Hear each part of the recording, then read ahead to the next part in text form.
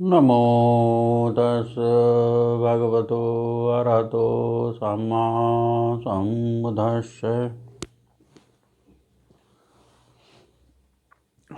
बौद्ध भारत में आप सभी का बहुत बहुत स्वागत है। सभी को सप्रेम जय भीम नमो बुद्धाय।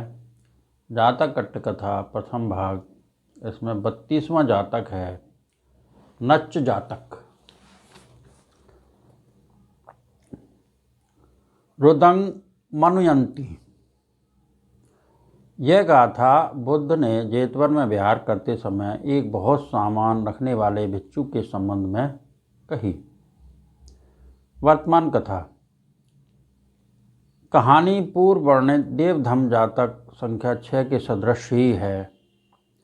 भगवान बुद्ध ने उस भिक्षु से पूछा, भिक्षु क्या तू सचमुच प्रचुर सामान रखने वाला है? भन्ते हाँ। भिक्षु क्या कारण है? तू बहु भांडिक हो गया। वह इतनी ही बात से क्रुद्ध हो पहनना ओढ़ना छोड़ अब इस ढंग से विचरूंगा कह बुद्ध के सामने ही नग्नावस्था में खड़ा हो गया। मनुष्यों ने कहा, धिक्कार है, वहाँ से भाग। उसने संन्यास छोड़ दिया। धर्म सभा में बैठे भिक्षु यह बुद्ध के सम्मुख भी ऐसा करेगा क्या उस भिक्षु की निंदा कर रहे थे। बुद्ध ने आकर, भिक्षु इस समय बैठे क्या बातचीत कर रहे थे? भन्ते वह भिक्षु आपके सामने और चतुर भांति परसत मध्य लज्जा भय छोड़ गांव के बच्चों सदृश नंगा खड़ा रह लोगों के घृणा करने पर गृहस्थ हो बुद्ध शासन से च्युत हो गया कहते हुए बैठ उस भिक्षु की निंदा कर रहे थे। शास्ता ने कहा, भिक्षु न केवल अब ही वह भिक्षु लज्जा और भय के अभाव से शासन रूपी रत्न से पतित हो गया, किंतु पूर्व जन्म में भी उसे स्त्री रत्न के लाभ से हाथ धोना पड़ा। कह पूर्व जन्म की कथा कही। अतीत कथा। पूर्व समय में प्रथम कल्प में चौपायों ने सिंह को अपना राजा बनाया, मत्स्यों ने आनंद मत्स्य को और पक्षियों ने सुवर्ण हंस को। उस सुवर्ण हंस राज की लड़की हंस पुत्री सुंदरी थी। उस हंसराज ने उसे वरदान दिया, वह अपनी इच्छानुकूल स्वामी चुने। हंसराज ने उसे वरदान दे हिमवंत प्रदेश के सभी पक्षियों को एकत्र करवाया।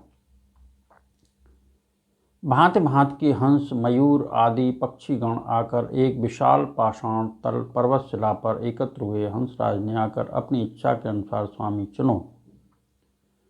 अपनी पुत्री को बुलवाकर कहा। उसने पक्षी समूह को देखते हुए मणि रंग की ग्रीवा तथा चित्रित पक्षधारी मयूर को देख यह मेरा स्वामी हो विचार किया। पक्षियों ने मयूर के पास जाकर कहा, मयूर इस राजधीमा ने इतने पक्षियों के बीच स्वामी खोजते हुए तुम में अपनी रुचि उत्पन्न की, तुमको चुना है। मयूर ने, तो क्या वह आज भी मेरे बल को नहीं देखती? कह अप्रसन्न हो लज्जा भय छोड़कर विशाल पक्षी संघ के मध्य पंख पसार कर उसने नाचना आरंभ कर दिया। नाचते समय वह आवरण रहित नग्न हो गया। सुवर्ण हंसराज ने लज्जित हो, इसमें न तो अंदर की लज्जा है न बाहर की भय। इस लज्जा भय से रहित को मैं अपनी लड़की न दूंगा। कह पक्षी संघ के मध्य यह गाथा कही। यद्यप तेरा स्वामी मनोहारी है, पीठ सुंदर है, गर्दन बिल्लौर वर्ण की है, पंखुड़ियां पंख 2 हाथ व्याम परिमाण की है, तथापि तेरे नाचने के कारण तुझे लड़की नहीं देता हूँ। रुदंग मनयति। रुदंग में तंग का दिया गया। रुदंग मनाप का अर्थ है मनोज्ञ मधुर शब्द। रुचिरा च पठिति। तेरी पीठ भी चित्त तथा शोभा संपन्न है। वेलुरिय वर्ण बणुपन भाति। बिल्लौर मण के वर्ण सदृश। व्याममत्ता नीति। एक व्याम 2 हाथ भर। पैखुड़िया नीति पंखुड़ियाँ। नच्चेन ते धीतरंग नो ददामीति। लज्जा भय त्याग कर नाचने के कारण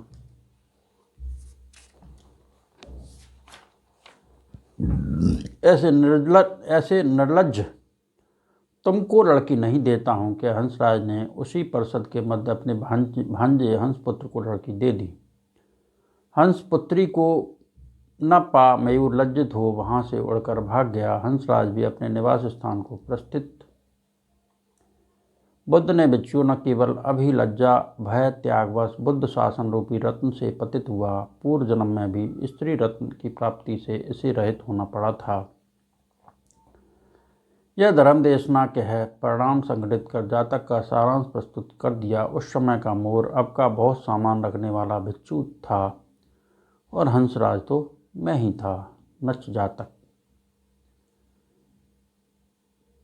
इस जातक के प्रताप से सबका मंगल हो, सबका भला हो, सबका कल्याण हो। संसार के सभी प्राणी सुखी रहें, सुखी रहें, सुखी रहें। साधु साधु साधु।